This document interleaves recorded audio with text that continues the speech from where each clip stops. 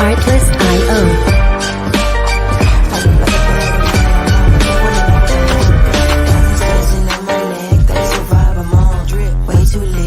Check, you can tell me none. Boss mode in effect, and my money long. If you ain't talking money, don't talk to me. I'll be over here. Music. Hello, everybody. Welcome to episode 28 of Paranormal Addicts podcast. As always, I'm your host, Kent. We got co-host Chris with us, and our special guest today is Sabrina Marie. Sabrina, we'll start out. Just introduce yourself to everybody. Let them know about you. Well, I'm one of the founders of Two Realm Paranormal. It's a mother-daughter team. I'm the daughter. I'm also an author. I've been investigating since I was 13 years old. I'm 46 now. I have 9 books under my belt. A few more on the way. We've done so many things. I'm also a medium. I forgot to say that. How can I forget to say that, right?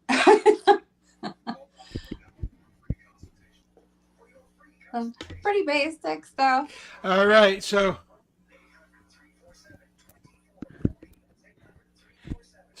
we'll start out like we always do with our icebreaker questions. The first one is a 2-part question. What is your favorite location you've investigated, and what is your bucket list location? Oh my goodness, my favorite location. Wow, that's a hard one. There's actually 2. Beano Roundhouse, which is up in Cleveland, Ohio. I just did a big event there last weekend. It was sold out. Actually went over the capacity. And that place is insane. It's off the charts. It's a big train depot that actually houses the infamous death car, Nickel Plate 62, where 28 people were boiled alive on it. I think my bucket list is Star of India and Queen Mary. Like, I want to get to the West Coast so bad and investigate those ships.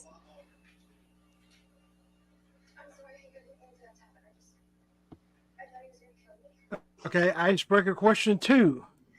What is your favorite piece of equipment? And you can't say Sabrina. We know we're the best piece of equipment. So what's your favorite piece of equipment that you had to buy or acquire? My favorite piece is actually my REM pod millimeter ambient temperature combo. I love that thing. I mean, you can't get any easier than having 3 in 1, right? I mean, also, I love the spirit box. Like, I just think that we get so much communication when we do things like the Estes method, and it's such an easy way for the spirits to communicate.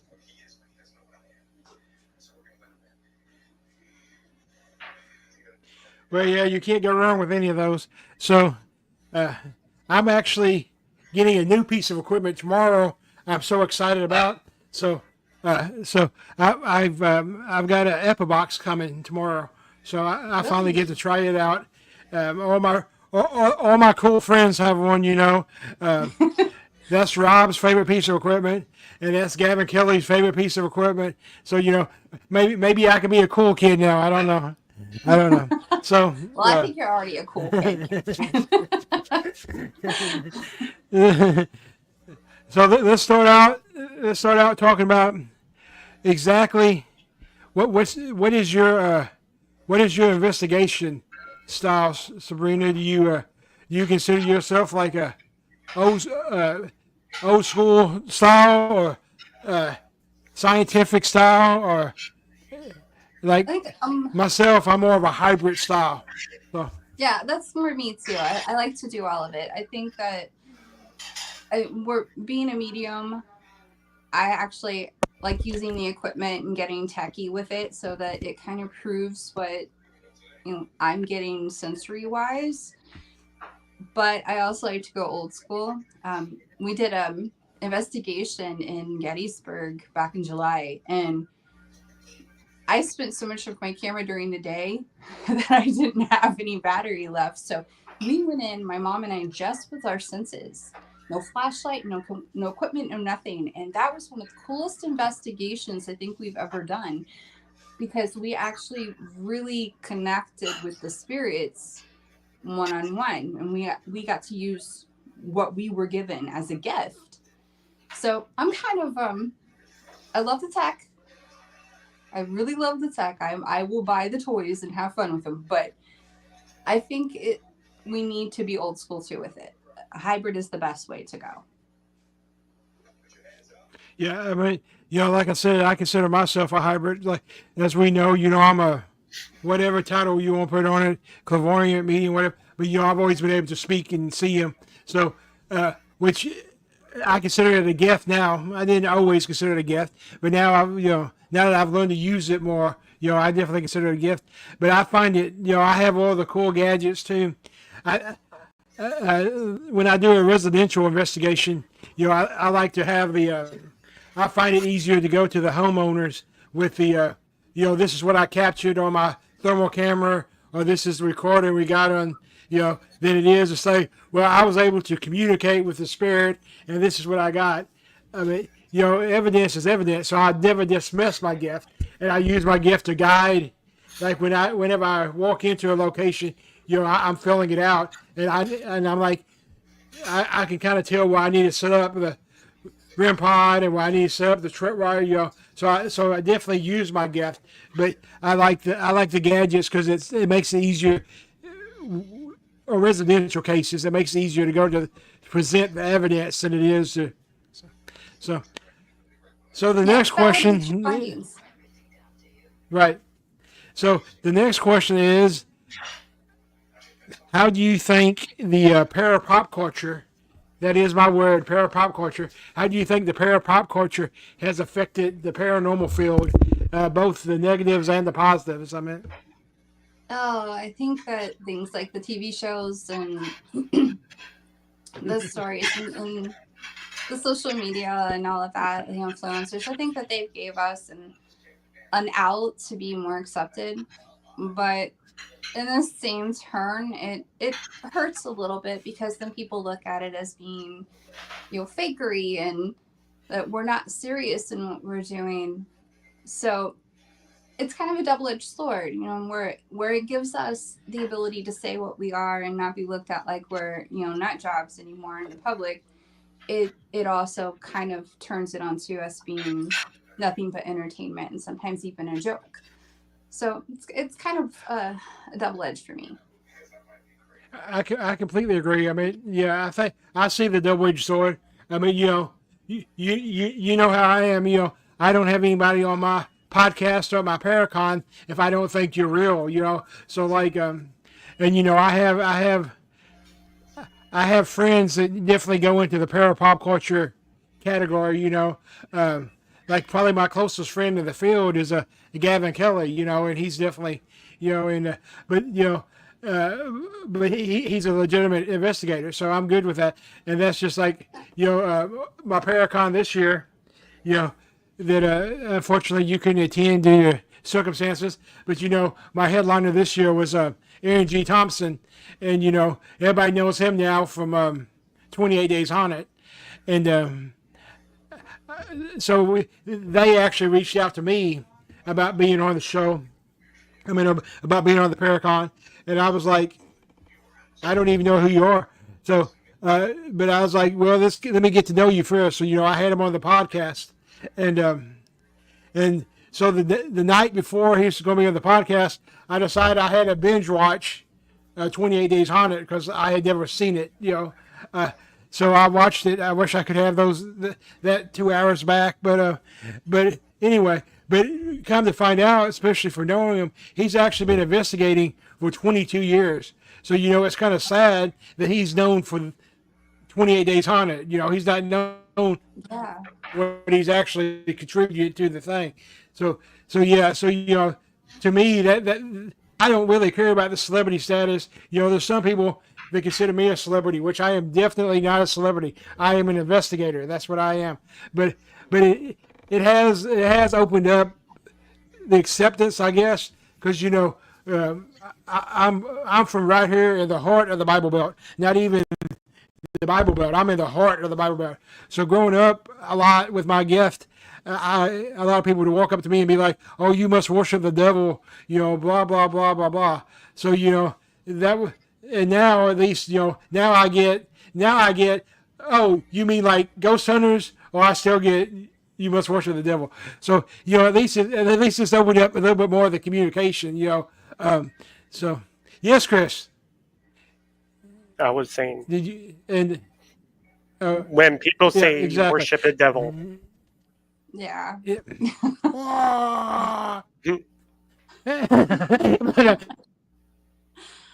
but I get a lot. anyway,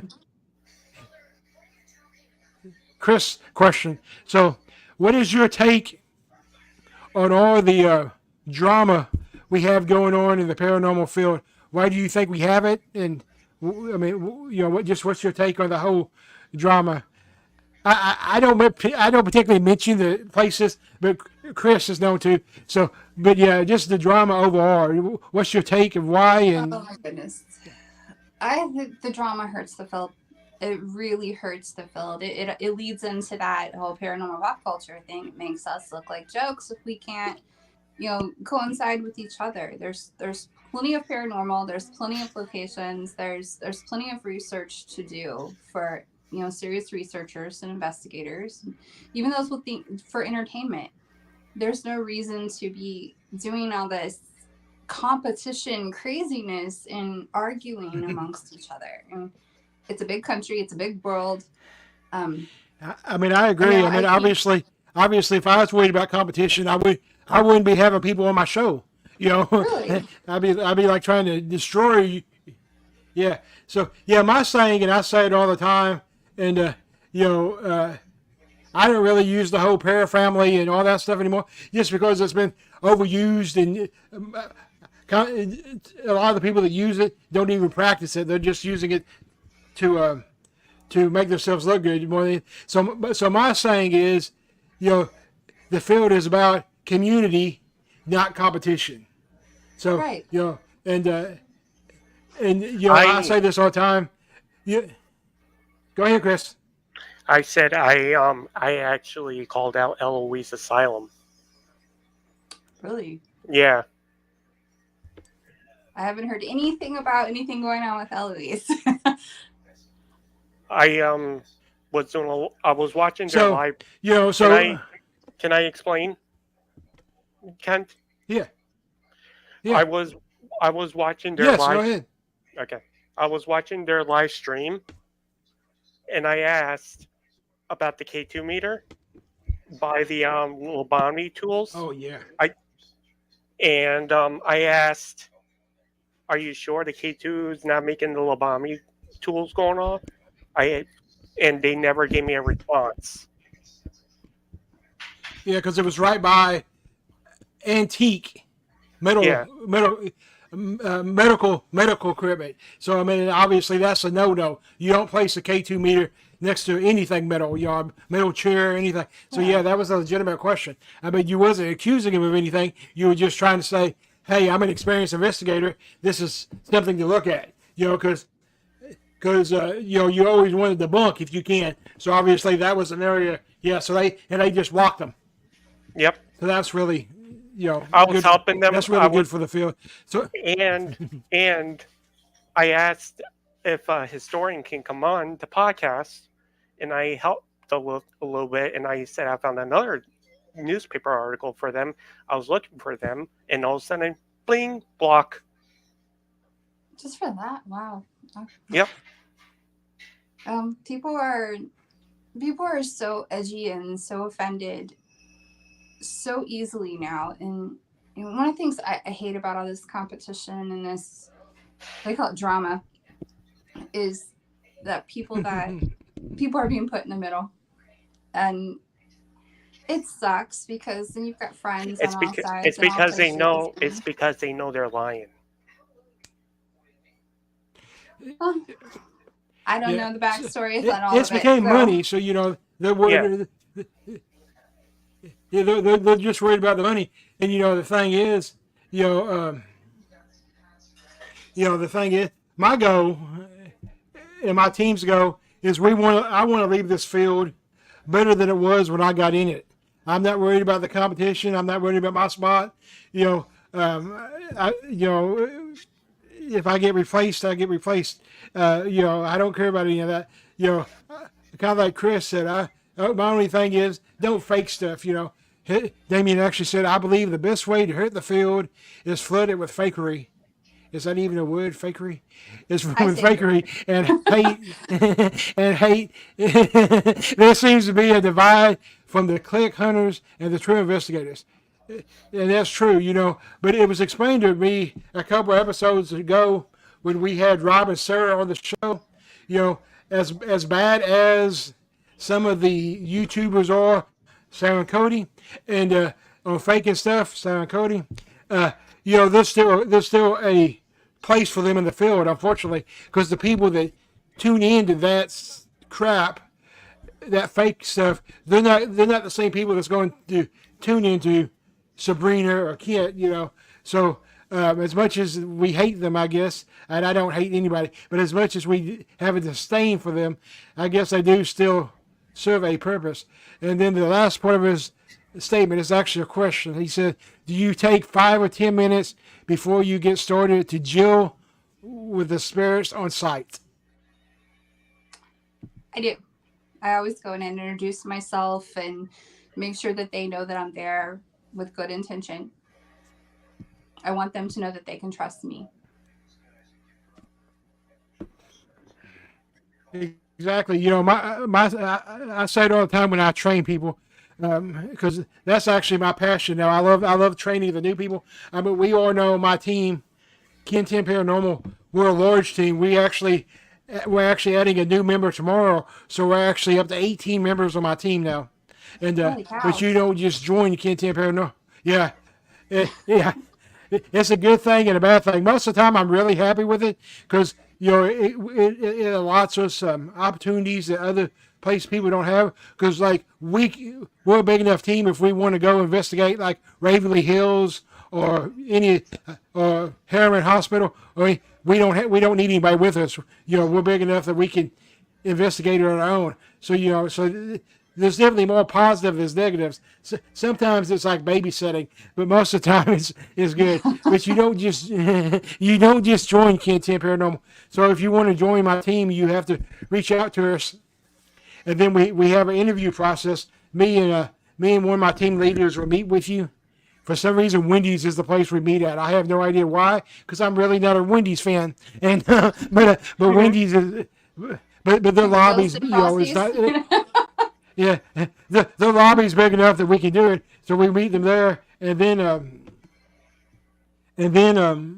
after the interview, they go through orientation, and then where we explain everything, and then after the orientation, they go into training, and they have to be trained in how to actually investigate by our standards, because we don't provoke, we don't fake, none of that stuff, and so. Whenever I go into a location, I explain to the spirits, I'm like, my name's Kent. I'm here to talk to you. I just want to hear your story. I'm not here to harm you, make you leave or anything. I explain the equipment because, I feel it's our job to make the spirits feel comfortable enough to communicate with us. Right. So, and, so I'll investigate, like I said, I'll explain the equipment because obviously if they're a spirit from like 1920, they have no idea what a flashlight is, much less a REM pod or an SLS. So, and then, and the other thing I always tell my team, if you really think about it, we're actually intruding on them, because for whatever reason, they're attached to that location. So that's their home. So we're actually invading their privacy. So, we have to do it with respect and communication. Absolutely, yeah. That is 100% right. So we got some more from Damien. So Damien says there's still some credibility in the evidence, and it's funny when you do get responses you can tell by body language they wasn't expecting it? How do you control your emotions from running away with you, as spirits can influence how you feel? Do you have a grounding technique in place before entering a site? That's a lot, Damien. See if I keep up. Let's see. I'm going to leave that question up there so we can read it. As far as the body language and my reactions to go, I'm very my mother and I are completely, the opposite in reaction. We've been compared to like Jason Hawes and Zach Bagans. Mom is very Jay Hawes, where he's like, calm, cool, collected, and she's like, oh, the door's shut over there. I'm very like, oh my God, did you see that? Not to that point, but not to the dude and jump out of my skin and run thing. But I'm very excitable. Like I really want, but I go after it. I don't go the other direction. I want to go find out why and debunk it, and you figure out the hows. How did it happen? Who did it? And I want to talk to him. Do I ground? I ground after. I make sure that I tell the spirits to, that they definitely cannot come home with me. We don't have like a cleansing or anything that we do. We, being mediums, we can tell when something is around us too much, and kind of invading in our energy. But the only times I really ground is when something major happens. Like, honestly, the only times I felt like I needed to ground were things that have happened in my own home. The place I lived in before this one was horrifically haunted. It was 28 years of a nightmare. I was suppressed. I was physically harmed. I was touched in the night. My name was called. We have poltergeist activity, shadows. It goes on and on and on with what happened there in 28 years. So there, I had to do a lot of grounding. And I always learned the old school, more of a Celtic style where barefoot outside, or put your hands on real wood or something like that. You just lift that energy off of you and put it into something else that's inanimate or that can absorb it. But I don't really do much grounding from investigations. I think we're pretty grounded when we go in, and we leave pretty grounded. So, yeah, this is an interesting question because he froze. Uh-oh. Apparently, like, I'm a brand now, so we have a video guy. We have an audio video. Really had a video guy, so all of our videos have always just been like me editing our evidence and presenting it, But now we actually have a video guy, and he's cool because he's also an investigator. He's a kid to me, but I mean he's been investigating for a while, and he's actually really good. But one of the instructions that he gave me is he's like, you need to sell the evidence more. He's like, I pretty well have a steady, kind of like your mom, I guess. I pretty well have a steady emotion, I've been doing this so long. If I get something, I'm like, that's cool, but I'm not like, oh wow. He's like, the people want to see you sell more. I'm like, I was like, so whatever. But yeah, as far as like a grounding technique, I don't know that I really have a grounding technique, but my team is kind of unique. Like, we're made of all different kinds of religious backgrounds, if that's the term you want to use. But we still, before we go into a location, we still do a prayer of protection and communication to open up the lines of communication. And then before we leave, we actually do a prayer of detachment to make sure let the spirits know that they're not allowed to follow us home, So yeah, but yeah. I used to wear a protection stone. I had a really cool necklace. It's a skull, and it had my stone in it, And but I come to find out that some of the spirits don't really like the protection stone. My communication is better without it. Now, I'm not saying if I'm not going into a location this has a malicious spirit, I'm still taking my protection. But like a normal location, I'm probably not taking it. Or if I do take it, it's going to be underneath my shirt, because Yeah. you know, yeah, Yeah, I have yeah, a bracelet that I used to wear, and I noticed that it cut communication completely off. And I'm like, nothing's happening to me, nothing's communicating with me, but it is everybody else. So I I took it wear off, and a Saint Benedict. Stuff happened to me, so a lot of stuff happened when I have a Saint Benedict on. Still, things go on. really, Yeah. wow, to have that on and still having So I things. got an interesting. Mm. So That's a lot. here's an interesting question for everybody. So, um, I actually asked this question on It's all is well. Facebook It's the other day because hang on.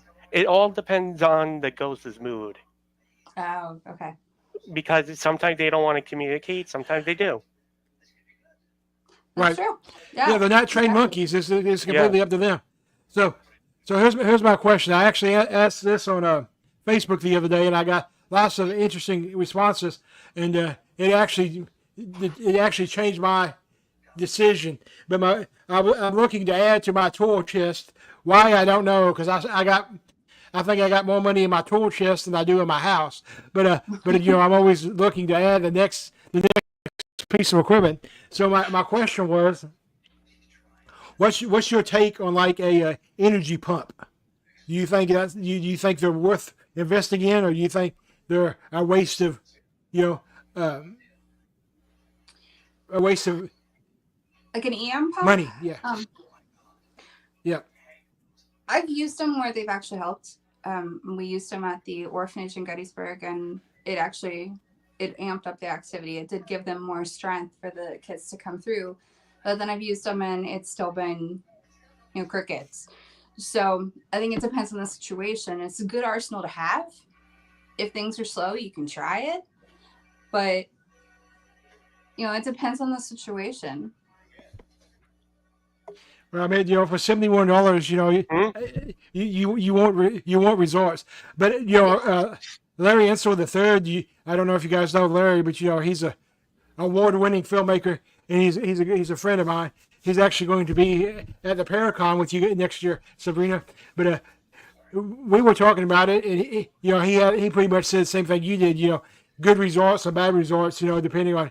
But he said that he's seen it used that a plasma lamp is actually a good for providing energy to the spirits. So, and you Yeah, can I've get an actually energy used lamp for those. like, you can get an energy lamp for like $20. So I think I'm gonna try that aspect because we got an interesting location that we're getting ready to investigate. It actually operates as a haunted attraction, but it's actually supposedly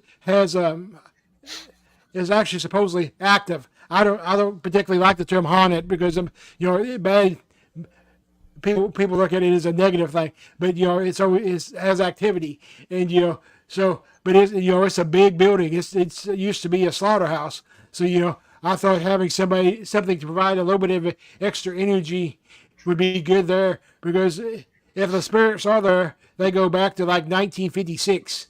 They've been there a long time. Yeah, I've So used the Damien plasma said that as he's going to well. be nice to us now and shorten his questions. So let's get to his next question. He said he usually doubles up on equipment but uses different brands. Do you swap equipment that gets activity? No, I just take an arsenal in. I use pretty much everything in the toolkit. I I don't like swap out. Like, I have specific brands I do like. Like, my camera is a Fuji. I love the camera of the Fuji. Um, I get a lot of my equipment from Ghost Stock because they are fantastic. But I don't really swap anything out. I don't double up anything. So if you got the one that you like and it's working, stick with it. Well, that's the first time we've ever got that question, so that's a good one. So me, I don't know if I swap equipment particularly, but I do like to have like equipment, like have two pieces at one location, to that way if they get the same response, I know it's legitimate. Like, so I'll have like my voice recorder and my spirit box, or I'll have my spirit box and my Paratech. So that way, if I get, for example, we were investigating this location, and on my spirit box, we got,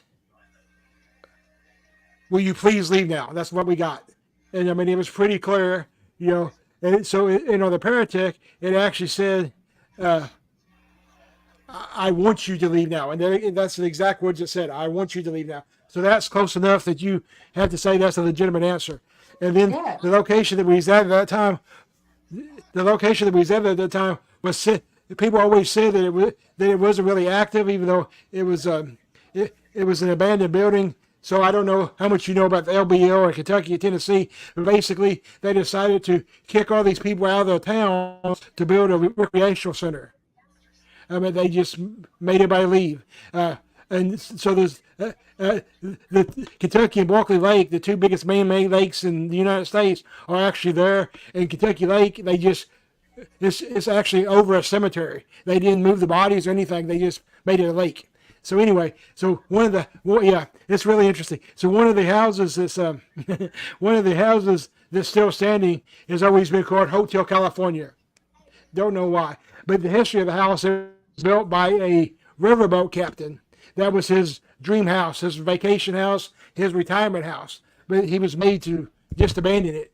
And, so it always became like the party place for people in the LBO because it was still a standing house. I mean, solid concrete, two-story, blah, blah, blah, nice house. So everybody always partied there, graffiti, all that stuff.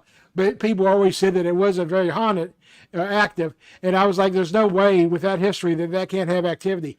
So come to find out, it's not that it's not active, it's that nobody actually went there with the right equipment. So, because I went there with my equipment, and it was like active all night. I got the best reading on my Paratech I've ever got. And if you don't know what the Paratech is, it's like the same technology as your Ovilus, but I actually think it's a lot better because I get a lot more accurate responses on it than I do. So anyway, so the one response I got, so we're there, and I'm doing my standard, I'm just here to communicate, blah blah blah. So my two team leads, they took off without me, and they go up to the top story. Well, I'm still down on the bottom, surveying everything and just walking around. So I decided to ask if I can go upstairs, and it told me no, no, you can't go. And I was like, why can't I go? So it told me that it wanted me to leave, and I was like, "What?" I was like, "Why do you want me to leave?"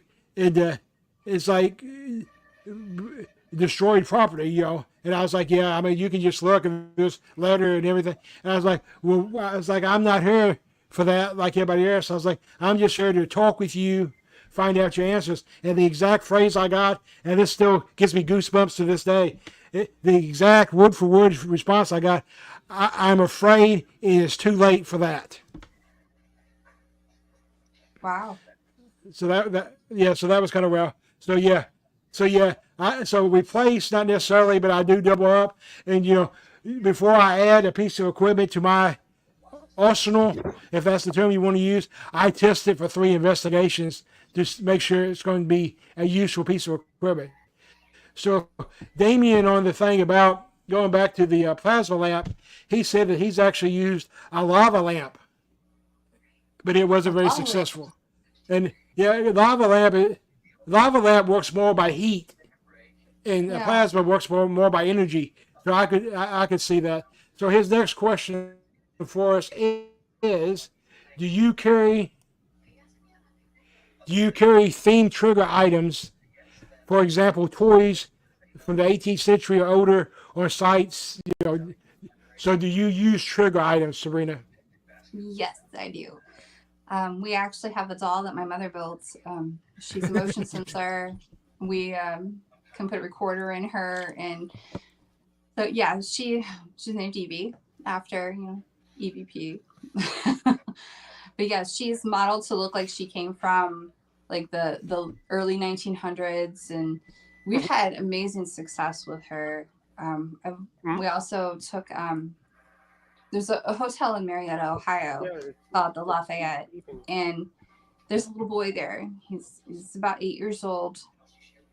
He loves things that light up. He loves things that are loud. Like he will play with REM pod all day and drive you nuts. We took a truck in there to see if we could get him to do it, and we had sensors in the truck, and he was continuously making the sensors go off. It was like a REM pod. He loved every bit of that. So yeah, we'll take like toys on for kids. We'll take anything that, old things, if you go, I love using trigger objects. I love being the trigger object. I know that's crazy. I'm kind of ghost bait, but but yeah, I mean, we'll definitely use things like that. I do. I actually grow my beard if I'm going like to a prison. Really? Yeah. So you literally become a trigger object. Yep. Or if I'm going to the White Hill Mansion in New Jersey, I wear like this, and So you would put your all into it. Yep.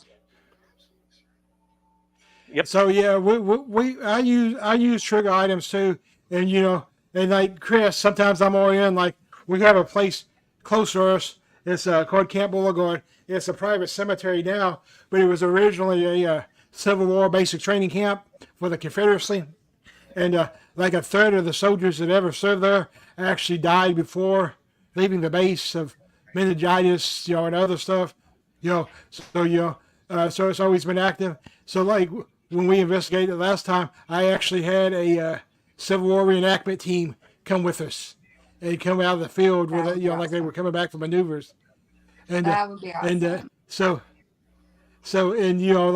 we investigated this place. It operated as a funeral home / morgue for years, but then they closed the funeral home. Finally closed down, and they decided to try to turn it into a sorority house because it was it was right there by the college. And the story goes that the contractors kept getting run out by the spirits before they could even complete anything. So there's one room up there where there's said to be a little girl spirit. So we set up like toys and that kind of stuff. So yeah, spirit trigger items are sometimes important if you can't get communication going another way. Sometimes trigger items work. Be right back. Have you ever had an interaction? Okay. Have you ever had an interaction with a spirit with a split personality or other disability that they carried over into the spirit world? I haven't. Everyone's been pretty normal, if you can consider negative spirits normal. But no, I've never really encountered anybody like that. Of course we've done like embalming rooms where they've had gurneys and things like that, and we've encountered the sick, but not anything with like a split personality or any serious disabilities. So I have an interesting theory. So I mean, to go by the background, we all know this. Somebody listening probably already knows this, but I've been investigating for a long time. So I'm never going to claim to be an expert or even say that there's actually an expert in the field. I have a lot of experience. So in my experience with that, and Damien just hit it, was mental patients posing as doctors. So my theory is a lot of times when you go into like an asylum, a lot of people like to say that the spirits in an asylum are malicious. And I don't really know if they're malicious, because if you think about it, a lot of the patients in asylum were mentally disabled, back in those days where you would call retarded, whatever. So some of them were even nonverbal and communicate with you. So that's the theory that I'm working on, still investigating with. And then, like Damien said, I was investigating, Waverly Hills one time, and I had a spirit that after research we determined was a little girl that was mute, and she couldn't communicate on her own, so she was actually using a nurse to be able to communicate with us. So that was kind of interesting. That is interesting. Yeah.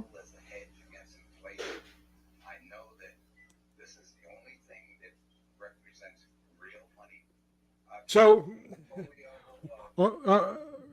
our next round of questions are kind of like a rapid fire round. So we're basically going to discuss the different kinds of locations. No, let's do the different kinds of spirits first. We're going to discuss the different kinds of spirits, different kinds of hauntings, whatever you want to call it, and just get your feedback on what you think of that particular type of haunting, and if you've ever experienced it, that kind of thing. So are we good? Okay. So our first type of activity is a residual haunting. What's your take on a residual haunting? Oh my gosh, I think that there are residual hauntings everywhere. I don't think that there's really any place you can go that doesn't have some sort of residual energy. If you think about the history of this world, it's just layer upon layer upon layer upon layer of life and death. So residual, I think, is everywhere.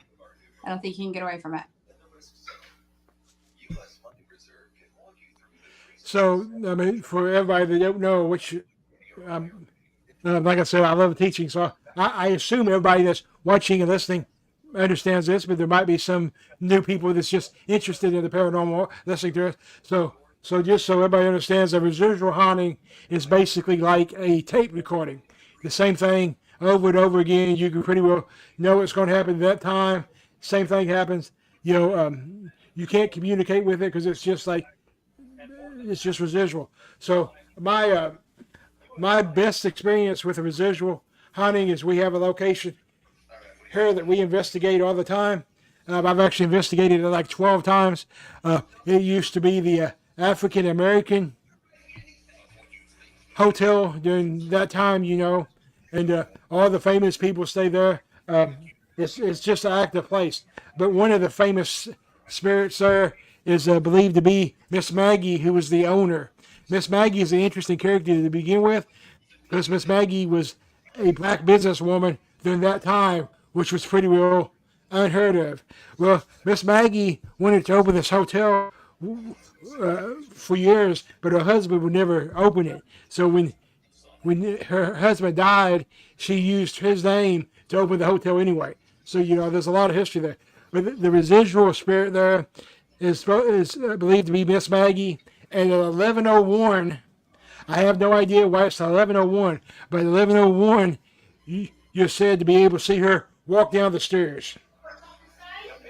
And, it's the old-fashioned, like 2-story type staircase, And like I said, I've investigated this place like 12 times and never been able to catch it, And like I said, we've already stopped like the investigation at like 10:50 and set up right there so we could try to catch it. Well, I did finally. We were doing a investigation in February with a film crew, actually from Belmont University, there in Nashville, and we actually caught the residual on film, just walking down the staircase.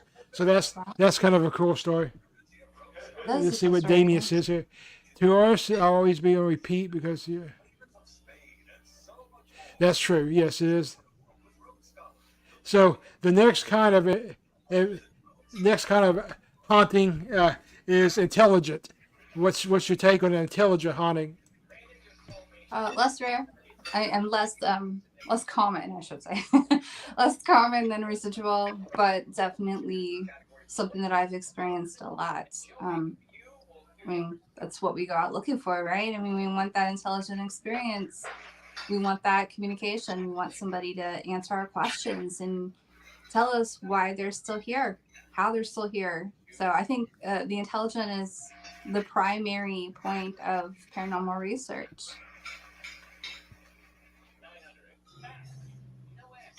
So we had a guest on a few episodes ago, and they actually had an interesting theory.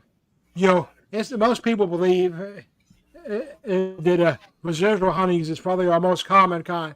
But their theory, which is quite interesting, is that actually intelligent hauntings are probably our most common, because with an intelligent haunting, we know they're actually there. We're able to communicate with them, so we actually know it's a haunting. So I'm not going to say either way, really. But it's just an interesting theory. Yeah, it's We kind of we had unique. we I had totally use Rob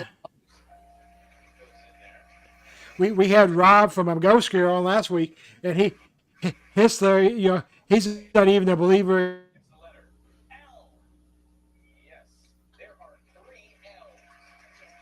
Rose, Kent.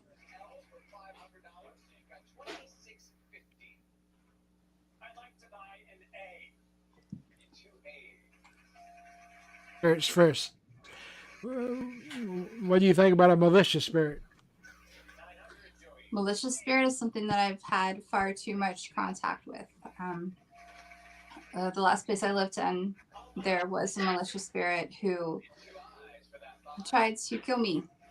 And I actually have a book wrote about the entire story that happened at the place called Dark Side of the Apple, a true story of paranormal attack. And this spirit actually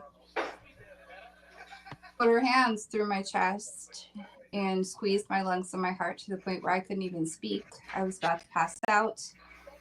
My mother and friends had to pray over me to get it to stop. And, afterwards they broke out the spirit box and talked to her, and she confirmed she wanted me dead and she wanted to see my blood. So very malicious spirit. I think that malicious spirits are definitely the less common of intelligent hauntings, but I hear a lot of people saying that they don't exist, and it's just like going into, you might cover it, demonic. They're rare, but they do exist. I mean, you think about it, people are jerks in life, they're going to be jerks in death. Right. And I mean, if you want to, you can go ahead and tackle demonic hauntings, and my answer is I kind of combine those with my answer. Yeah. But yeah, I mean, it's those also important to keep to it separate. kind of divide. Yeah. Yeah, So as far so as my take's demonic, always been demonic. yeah, as far as demonics, rare, not what entertainment makes out to be. Very rare. You're gonna know that it's different. It's different than anything you've ever had in your life, because I was also oppressed in that place. I mean, this was 28 years of a nightmare. This thing had me, seeing my own suicide and telling me no one loved me, and there's a difference between possession and oppression. So possession is the jumping you and going into your body, into your mind, controlling your whole aspect.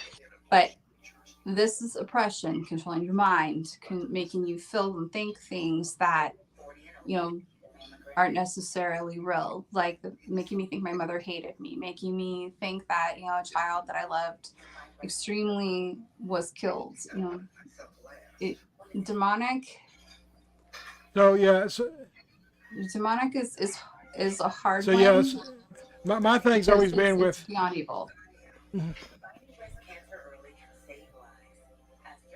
So obviously, I've experienced malicious spirits, and I'm actually, I'm actually a trained demonologist. I went through demonology classes with Bishop James Long, and so I can't dismiss demonic hauntings. But like you said, they're the minority. You're talking about less than 1% of all hauntings will have any demonic. Malicious are probably a little bit more common, whether they're poltergeists or otherwise. But what I tell people all the time, you have to understand, if somebody was a dickhead when they were alive, they're going to be a dickhead when they're a ghost or a spirit. So, just because it's malicious doesn't mean it's a demon. I mean, I can say demon all day and, probably get more likes on my that's not what it's about, So yeah. So Damien has another question. He asks, you believe in a universal language and they choose the language they communicate with? No. It's kind of like the old meme where you see the people from Taps that says investigating an 1890 Scottish castle and they're speaking English. So yeah. So your answer is no. You don't think there's a universal language? No, because I've dealt with too So many that are like I dealt with little Vietnamese girls. She spoke not a word of English. But we've dealt with Native Americans, not a word of English. So I don't think that there's any universal communication when it comes to like communicating with like an ITC device or something like that, or psychically, yes. Psychically, I think that your guides interpret.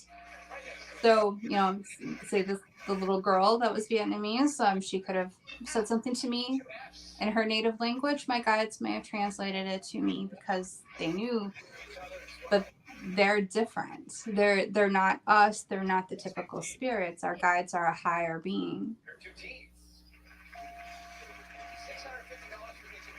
So I speak Kentucky and not English anyway, so that would be a problem communicating with me if there was one language. But so here's my take.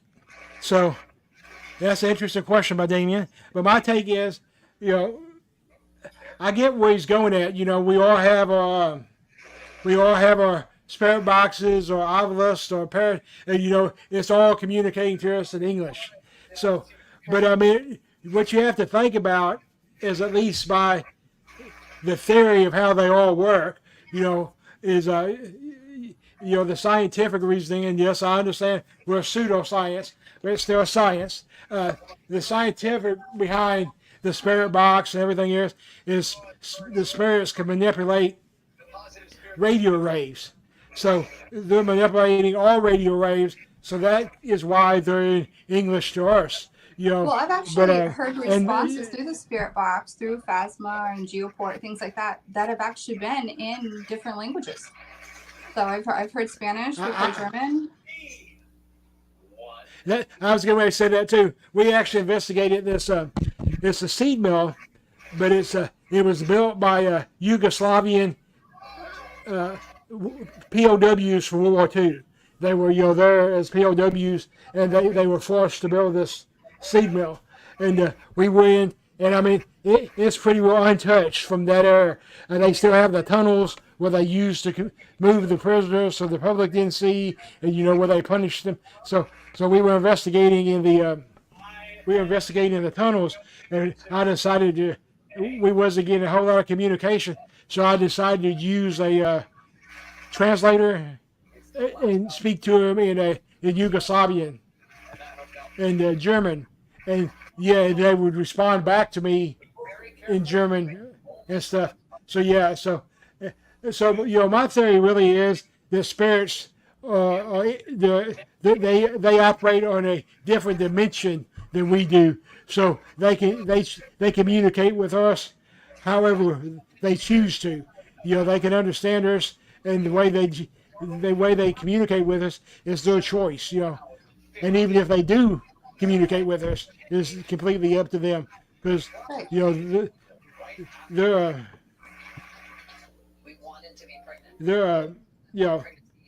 just operating on a different dimension, different than we are, a different plane.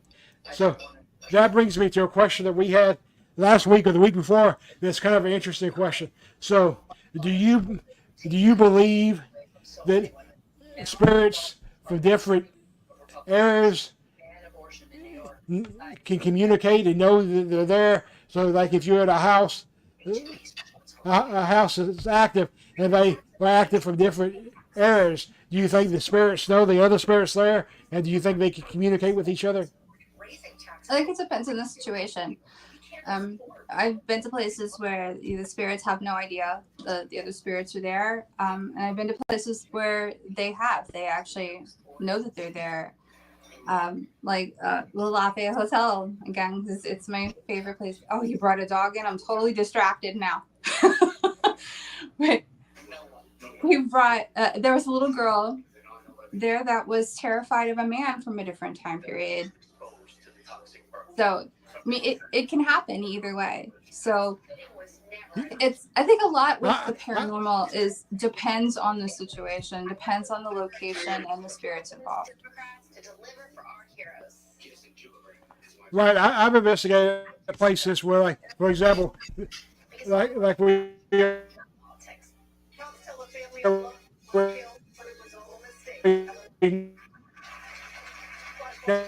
no, my team's a large team, so I'm in a hospital. It's been abandoned since 1988. So I'm talking about absolutely no electricity, nothing, and so that's where we train people, and we've actually communicated with several spirits there, and they've told us that they're being kept in the hospital from a more powerful spirit that's older than they are. So yeah, it can definitely happen. So Damien is talking about the Ovilus here. Let's see what he has to say. So an Ovilus, for example, loaded with all language dictionary, can relay different information. If it's preferred language, we choose English. Yeah. So the Ovilus is an interesting piece of advice to me. So first of all, it's an expensive piece of equipment. Second of all, like so like I use the Paratech VM5 instead, which uses the same technology. But like the Ovilus, which basically just has one setting where it spits out words like all the time, the Paratech actually has 22 settings where you can change it, right? And it doesn't spit out words all the time. It's like it's like a delayed response, and it even tells you when to ask the question, so you're asking slowly to give the spirit time to answer you. So, and I've actually found out, I've actually got good responses with it. So yeah, so then we're almost out of time actually, but so the last rapid fire round, Sabrina, is we discuss different kinds of locations you can investigate, and you tell us your take whether is a place you think we should investigate. What's your experience there? That kind of stuff. We got it. So we always start out with cemeteries. What is your take on investigating a cemetery? I do, but I think it's something that you have to be very careful with, because you are borderline being sacrilegious with it and disrespectful. I think in a cemetery you need to let the spirits come to you. You can go and you can ask questions, but you don't push things, because it could be extremely disrespectful to do a cemetery, but they are extremely haunted. So I have an interesting theory of cemeteries. Some people agree with me, some people don't. It's probably not a popular theory in the paranormal field, but my question is, and not all cemeteries. So don't get me wrong, and I don't want to say all cemeteries, but I actually live right across from a cemetery. So, and with me being able to see and communicate with them, I say hi every morning. But for the most part, to me, there's really no reason for spirits to be at a cemetery. They didn't die there. They didn't live there. There's no reason for them to be attached there. But I mean, I've investigated cemeteries where there's all kinds of activity. So that's what I'm saying. It's not every cemetery. And then I also think, like, for the most part, a cemetery is a peaceful place. So, if we go there and just randomly investigate, we're kind of invading their privacy.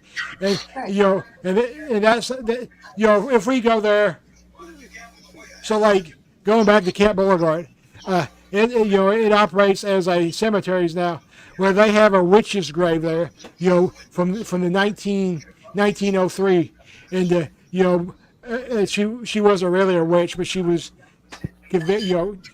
she was labeled a witch, and so like they often did back then when they buried her, when they buried witches back then, they had two ways to keep the witch from coming back. One was they put a fence around it, and the other way is they put a log chain over it, where the one there had the log chain on it. So so if we go there to investigate that, I'm good with that. We might actually get answers. But just to go to the cemetery and be like, well, I'm going to see if there's anybody hanging out, I'm not going to say, that's just not my thing. If other people want to do it, that's okay with me. So next location is how about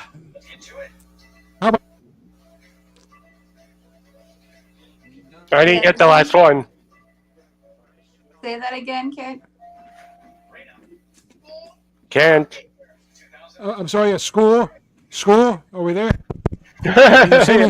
Can you hear me? Yeah, you really broke up there. Uh, Yeah, schools. they're upgrading. They're upgrading my Wi-Fi towers here. So my Wi-Fi's been in and out for about 3 days, and they've told me there's nothing I can do about it but deal with it. I'm like, yeah, that's nice. So my location is. How do we feel about investigating a school? Well, I have investigated schools. I investigated Post Town Elementary, which is awesome. But they also have a lot of, tragedy there and a lot of history there with the land. So I don't see why schools would be terribly haunted unless there's something like a school shooting. Which I don't even want to touch that. That's so like my high school hang on, of shooting. Hang on, one thing, like Columbine or stuff like that. Right. Well, Yeah, Heath High School, which was my high school, was actually pre-Columbine. Heath was actually the first high school with multi-victims. It happened. Yeah, so it's not even a high school anymore. They've consolidated into a county school. But so kind of the same thing. Yeah, because you always hear the stories at schools about, oh, this school's haunted because so and so committed suicide in the bathroom. That's never true. But you can investigate Sam and Cody's hospital for $200. You can investigate Sam and Cody. You can investigate Sam and Cody's school for $1,200. Oh wow. Anyway, moving on. Moving on. Moving on. How do we feel about investigating a hospital? Hospitals are so full of tragedy, but they're also so full of healing. So hauntings can go either way there. Of course, you're going to get the spirits that, tragically or depressed died, and you're going to definitely have some serious residual hauntings there. You might even get some malevolent spirits there that feed on that kind of thing. That kind of thing is going to pull in that negative energy because it builds them up. It gives them energy. So hospitals are definitely all over the gamut. They're through the roof with haunting. I actually have my father-in-law, who is a. I was going to say I have. My father-in-law, who is a. I was going to say. I was going to say I have a lot of connection with institutions and hospitals, like lots. Anywhere I go, I get activity in every single institution or hospital or asylum, which is weird. Well, they might consider you like a good energy to just attract them to, kind of like a moth to a flame. Yep. So my father-in-law, who is a skeptic, and he's a old school Baptist preacher. So like, he was at the hospital for whatever procedure earlier this year, and he calls me at like 11 o'clock at night, and he's like, "Kent, you need to come up here and investigate my room." So there's stuff there, and like I said, we investigate that abandoned hospital all the time, and there's energy there. We were there one time, and we were there with JB Coates. I don't know if you know JB, but I love JB. JB's thing is she likes to always go live when she's investigating. So like this time I was having to play like tour guide, which I hate because I wanted to investigate. But anyway, I was playing tour guide, and we was on the third floor. And what's interesting about the third floor is west side was the hospice ward. Back then, when you was put on hospice, you were at the hospital. It wasn't like nowadays where you go home and you get it passed away at home. There, you were put on hospice and stayed at the hospital. So the west side or the north side was the hospice ward, and the east side or the south side was the psychiatric part of the hospital. So that's probably the most active side of the floor. So we're there, and we just get to the psychiatric ward, kind of walk through. We walk through the nurses' showers and the all that stuff. And while JB's going live, I get a big scratch outside my face. So yeah, so it's always interesting. So and you can throw asylums in hospitals, asylums, throw them together. So I guess the next category is jails and prisons. How do you feel about a jail or a prison being active? I usually don't do them. I have, I've done Mansfield, but I usually don't do them because you know what you're going to get. People that are there are bad people. People that died there are bad people. They did bad things, so you're going to get bad things there. So it's not something that intrigues me. I love to do really unique locations that aren't, probably the unpopular opinion, overdone.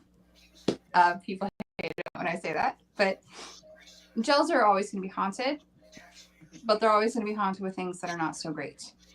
So if you go with the excitement on it, it's not that exciting. You know what you're going to get. If you go with research, still, you know what you're going to get. They do offer, a good amount of evidence, but not something that I'm too interested in doing. I would rather do things like, ships. I love doing Navy ships and things like that. I've been to Fairfield State Hospital in Connecticut, the criminally insane asylum. I've been in there. Boy, that place is heavy. Yeah, I'm sure. I was in the with my dad. I was in the tunnels. I actually told him that I don't like the tunnels. I said, Dad, I don't want to go any farther because I feel something is very, very, very not so great. Like when I did Mansfield, walk in death row, and first thing I audibly hear is "Welcome to hell." That's the kind of stuff you're gonna get in a prison. But yeah, it's just so I've investigated a few prisons, and even a Brushy Mountain State Penitentiary. There in Tennessee, it's supposed to be crazy, and I've had mixed things. But what I found interesting about there is the place that I got the most activity at was the cafeteria. So that's just kind of interesting. You would think it would be like the death row or something. So anyway, we're actually out of time. So, but I did want to say that I think we got another question. Let's see what Damien said. Next time I fly, I'm going to do.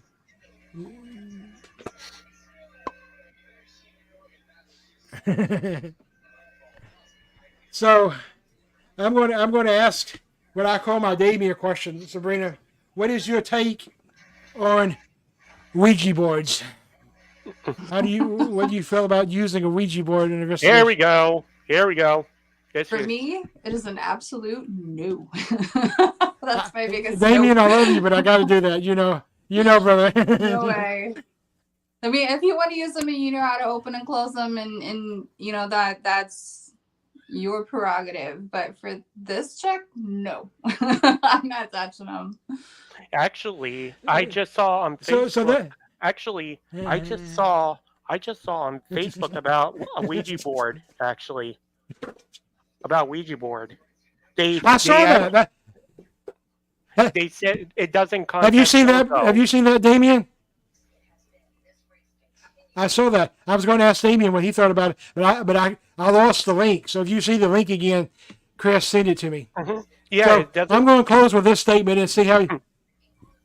I was see how you feel about it, Sabrina. I was gonna say. So my whole thing. Go ahead, Chris. I was gonna say in the description it said it doesn't contact Zozo, the Ouija board. It doesn't. It's been proven. Okay. Well, but it does contact a lot of other things that you don't. Yeah, a lot of other things, but not him. Yeah, it kind of looks like me. What's the card again, Chris? Zozo. Yeah.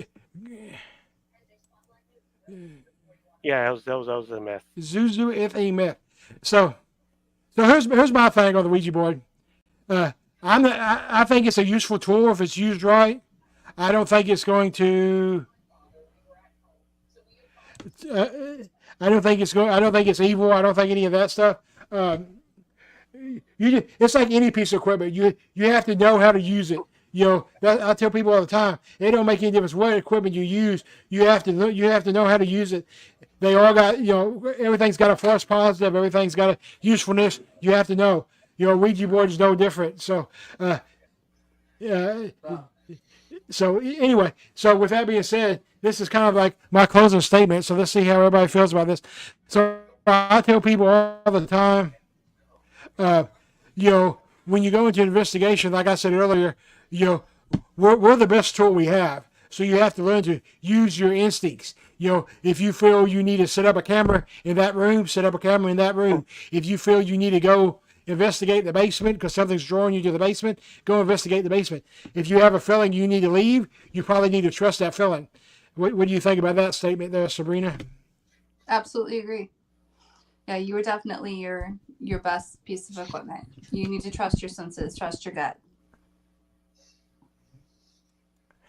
All right, so we were out of time. We're actually over. No, we're just on time. Yay. So, Sabrina, tell everybody what you got going on. You can tell them about your book. You can tell them about whatever you want to do. Tell them what you got happening. Tell them how to get a hold of you if they want to get a hold of you. And let everybody know that you're going to be speaking at the 2025 Haunted Graves Paracon. There you go. That's what I've got booked right this second. I'm hoping to be at the Gettysburg Battlefield Bash in July. I have 9 books currently available. They are all on my website. The number 2, Realm, paranormalresearch.com. You can find my evidence, my books, my theories. I have a section called Realm Facts. If you really want to know how I feel about things, I get mouthy. So yeah, that everything that is ever happening with me will be on that website. So next week, just so everybody knows, next week we will be on an hour early. We'll be live an hour earlier. We have Raid Kirby as our guest, so that's going to be an exciting episode. But I want everybody to make sure to realize we're going to be on at 6 Eastern, 5 Central next week. So everybody tune in. Sabrina, thank you for being our guest this week. And I will talk to everybody again soon. Everybody stay haunted. Mm-hmm.